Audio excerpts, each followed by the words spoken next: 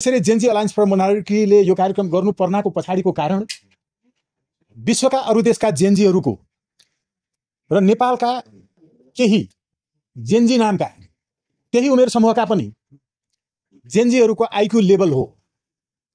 संसारका सबै देशका जेन्जी भन्दा नेपालका यो जेन्जीहरूको आइक्यू लेभल एकदमै लोएस्ट छ भन्ने प्रमाणित भयो। यस्तो जेन्जी संसारमा कहीँ छैन जो आन्दोलन आफूले गर्छ र अनि बुढापाकाहरूलाई सत्ता सुम्पिन्छ। यो जेन्जी भन्नेको आइक्यू लेभल टेस्ट गर्न जरुरी छ। यस्तो जेन्जी हुँदैन। जेन्जी स्वयंले अस्तिको आन्दोलनमा भन्यो ज्यान केही होइन ज्ञान हो। त्यसैले ज्यानमा योगेश भट्टराई र गगन थापा कम भए पनि त्यसलाई पनि छोडेन र शेरबहादुर देउवालाई पनि छोडेन। छोड्नु पर्थ्यो होला नि त। सांसद ज्ञानेन्द्र साई भन्दा बुढो छ त जेन्जीको आन्दोलनको नेता गर्ने मान्छे।